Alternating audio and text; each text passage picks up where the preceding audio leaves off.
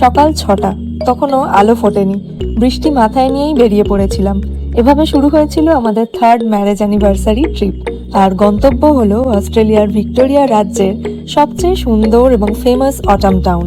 আর কোনো প্ল্যান ছাড়া হঠাৎ করে বেরিয়ে পড়া এই ধরনের ট্রিপগুলোই সব থেকে বেশি মেমোরেবল হয়ে ওঠে। আজকের গল্পে থাকছে একটা কোজি ক্যাফে থেকে শুরু করে রূপকথার মতো সুন্দর একটা ক্যান্ডি শপ, পাহাড়, নদী, ক্যাঙ্গারু, ভাইব্রেন্ট অটাম কালার আর আমাদের অ্যানিভার্সারির দিনের বিশেষ কিছু মুহূর্ত। তবে গল্প এখানেই শেষ নয়, কারণ পরের দিন সকালে আমরা এমন একটা জায়গা এক্সপ্লোর করেছিলাম যেখানে না গেলে ব্রাইড ঘোরাটা অসম্পূর্ণ থেকে যাবে। তাহলে শুরু করা যাক। নমস্কার, ভিনদেশি বং বিউটির আরেকটা নতুন ভ্লগে তোমাদের সবাইকে স্বাগত জানাই। Good morning. আজ 10th মে, আমাদের অ্যানিভার্সারির দিন। 7টা সাড়ে 7টা থেকে উঠে অপেক্ষা করছি কতক্ষণে একটু ঠান্ডাটা কমবে আর বাইরে বেরোবো। সকাল থেকে যে কত রকম পাখির ডাক শুনলাম। সকালে যতই রোদ থাকুক না কেন, একটা সময় পর্যন্ত কিন্তু এখানে খুব ঠান্ডা ছিল। ঠিক সেরকম ভাবেই সন্ধ্যে থেকে পুরো রাতটা ওরকম জাঁকিয়ে ঠান্ডা পড়ে এখানে। সময়টা হলো সকাল 8:45। আমরা এখন ব্রেকফাস্ট করে নেব, তবে তার আগে পুরো টাউনটা এক পাক ঘুরে দেখে নিলাম কোথায় যাওয়া যায়, কি কি অপশনস রয়েছে। এই দোকানটা খুব আকর্ষণীয় লাগলো। একে তো পুরো উডেন ইন্টেরিয়ার এবং এক্সটেরিয়ার, তারপর old charm decor, live wood fire, সব মিলিয়ে একটা ব্যাপার আছে।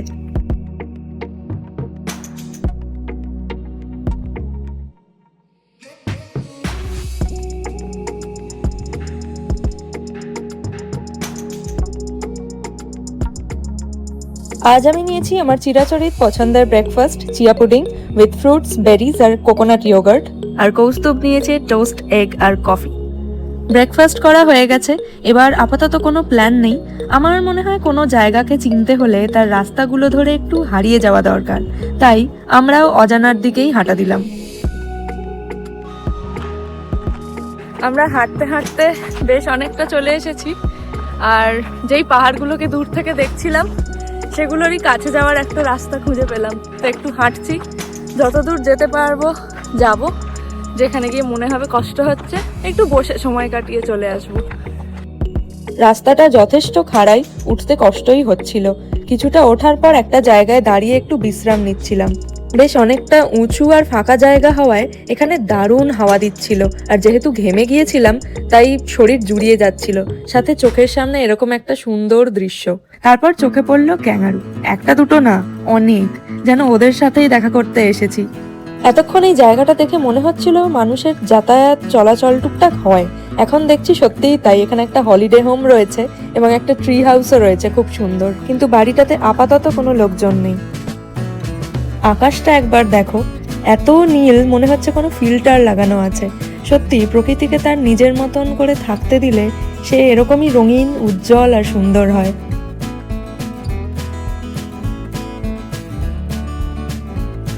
এখান থেকে পাহাড়ের দিকে ওপরে ওঠার আর কোনো রাস্তা নেই। একেবারে জঙ্গল আর ভীষণ খাড়াই। অগত্যা ওখানেই কিছুটা সময় কাটিয়ে ফেরার পথে হাঁটা দিলাম।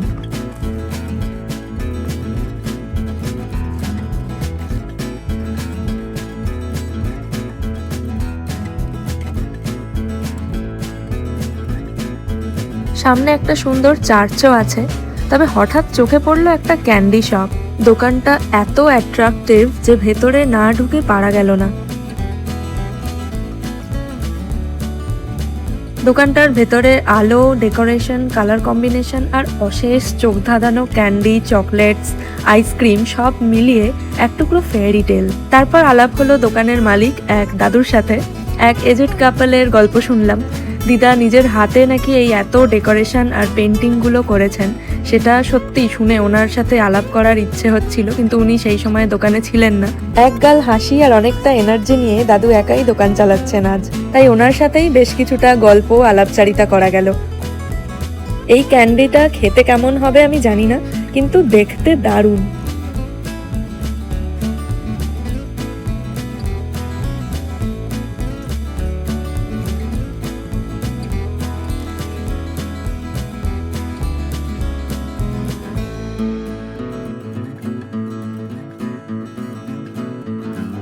আমি এখান থেকে চকলেট বা আইসক্রিম না নিয়ে কয়েকটা ক্যান্ডি আর জেলি নিলাম, দেখা যাক কেমন হয়। এরপর আমরা লাঞ্চ করতে চলে এলাম ব্রাইট ব্রিউয়ারিতে। এখানে এখন লাইভ পারফরমেন্স চলছে আর 3 জন দাদু পুরো জমিয়ে দিয়েছে এই একটা দোকান। পুরো হবিট পার্ক, রাস্তাটা এবং আশেপাশের পুরো সারাউন্ডিংটাকে মাতিয়ে রাখে সারাদিন। এবং শুধু এখানকার অ্যাম্বিয়েন্সই নয়, খাবার দাবারের টেস্ট, কোয়ালিটি, কোয়ান্টিটিও বেশ ভালো। লাঞ্চ করে আমরা মোটেলে ফিরে এসে ফ্রেশ হয়ে একটু ল্যাদ খেয়ে তারপর সন্ধেবেলায় রেডি হয়ে আবার বেরিয়ে পড়লাম। এই ধরনের জায়গার কিন্তু এটাই মজা, একই জায়গায় সারাদিন ঘোরাফেরা করলেও একঘেয়ে লাগে না বা বোর হবে না, কারণ পরিবেশ আর প্রকৃতিটাই এত সুন্দর। এই যে ব্রাইট ফেয়ারি শপ, এখানে এরকম আরো অনেকগুলো দোকান রয়েছে যেখানে ঘর সাজানোর জন্য খুবই সুন্দর আর শৌখিন জিনিসপত্র পাওয়া যায়। তবে আজকের সন্ধ্যাটা ব্রাইট একেবারে আমাদেরকে চমকে দিয়েছে, কারণ লোকজন হঠাৎ করে এত কমে গেছে, না দেখলে বিশ্বাস করতে পারবে না। যেই জায়গাটা সকালবেলায় বা দুপুরবেলাতেও গমগম করছিল, সেই জায়গাটা এখন পুরো ধুধু করছে, ফাঁকা, নিস্তব্ধ, নিরিবিলি। এই মুহূর্তে পুরো হবিট পার্কে আমরা দুজন একাই বসে আছি, আর ওভেন্স নদীর অপর পাশটাতে কিছু জনে ক্যাম্পিং করছে, গুটিকতেক লোকজন ওখানে রয়েছে। এরপর আমরা ডিনার করতে চলে এলাম অ্যালপাইন হোটেলে আর অর্ডার করে নিলাম নিজেদের পছন্দের খাবার। সাথে একটু স্মৃতিচারণাও করে নিলাম যে কিভাবে 3 বছর আগে আমাদের পথ চলা শুরু হয়েছিল। আর দেখতে দেখতে এভাবেই আজ আমাদের 3rd অ্যানিভার্সারির দিনটা শেষও হয়ে গেল।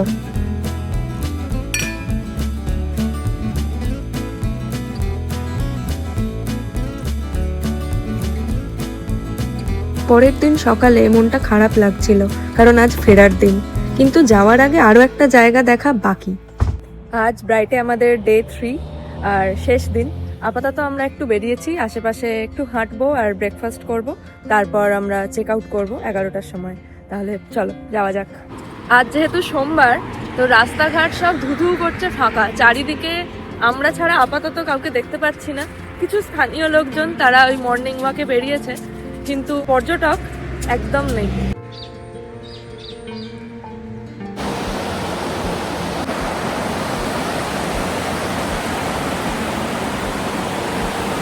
ব্রাইটের এই ভাইব্রেন্ট অটাম কালার্সের পেছনে আছে অজস্র মেপল, ওক, এলম, পপলার, লিকুইড অ্যাম্বার, চেস্টনাট আর বার্চের মতন গাছ, যেগুলোর বেশিরভাগই 1800 দশকে ইউরোপিয়ান সেটেলার্সরা লাগিয়েছিল। এখান থেকে শুরু হচ্ছে ক্যানিয়ন ওয়াক।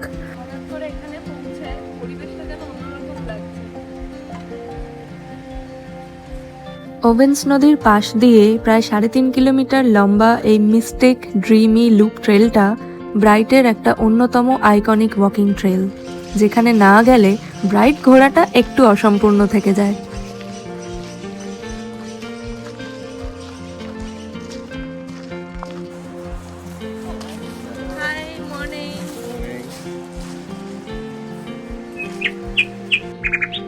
র নেচার, পাখির ডাক, নদীর বয়ে চলার আওয়াজ, আলো ছায়া সব মিলিয়ে চারিদিকে এমন একটা অ্যাটমসফিয়ার তৈরি হয়েছে যেটা ক্যামেরাতে পুরোটা ধরা যায় না।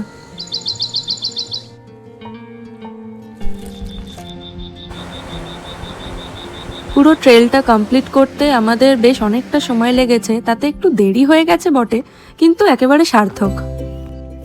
ফেরার পথে দেখলাম কটা কিউট গরু দারুণ ল্যাদ খাচ্ছে। ক্যানিয়ন ওয়াক থেকে আমরা ফিরে চলে এসেছি। এবার আমাদেরকে একটু তাড়াতাড়ি পৌঁছতে হবে মোটেলে, কারণ চেক আউট করতে হবে 11টায়। হয়ে গেল আমাদের এবছরের মতন অ্যানিভার্সারি সেলিব্রেশন। এবার আমরা ফিরছি আর চেক আউট করে গিয়েছি, চাবিটা জাস্ট জমা দেব আর এবার বাসের উদ্দেশ্যে হাঁটা দেব। ক্যানিয়ন ওয়াক থেকে ফিরতে একটু দেরি হয়ে গেছে, এদিকে চেক আউটেরও টাইম হয়ে গিয়েছিল, তাই ব্রেকফাস্ট করার সুযোগ হয়নি। তবে বাড়ি থেকে আনা প্রোটিন বার, মাফিন, বিস্কিট এগুলো দারুণ ম্যানেজ দিয়েছে। এখন চলে এসেছি ক্লিন বোল্ড বলে একটা দোকানে। এখানে নানা রকম আসাই বোল, স্মুদি আর স্যালাডস, অনেক কিছু হেলদি খাবার পাওয়া যায়। তো আমি একটা আসাই বোল নিলাম, যেটার নাম ছিল অ্যাপেল পাই। জরুরি নয় যে হেলদি খাবার সবসময় খেতে খারাপ হবে, কখনো কখনো হেলদি খাবার টেস্টিও হয়, যেমন এটা। আর এভাবেই শেষ হলো আমাদের 3rd অ্যানিভার্সারির এই ছোট্ট ট্রিপটা। ফেরার পথে ক্যান্ডিগুলো এক এক করে খেয়ে শেষ করছিলাম আর ভাবছিলাম যে কয়েক বছর পর এই ক্যান্ডিগুলোর স্বাদ হয়তো আর মনে থাকবে না, কিন্তু এই রঙিন রাস্তাগুলো, একসাথে কাটানো সময়, সুন্দর সুন্দর মুহূর্তগুলো আর শরৎ সুন্দরী ব্রাইটের কথা নিশ্চয়ই মনে থাকবে সারা জীবন। যাই হোক, আজকের ভিডিও তাহলে এখানেই শেষ করছি। ভিডিওটা দেখে ভালো লাগলে প্লিজ একটা লাইক করে দিও, আমার চ্যানেলটা সাবস্ক্রাইব করো, বন্ধু বান্ধব পরিবার সবার সাথে ভিডিওটা শেয়ার করো।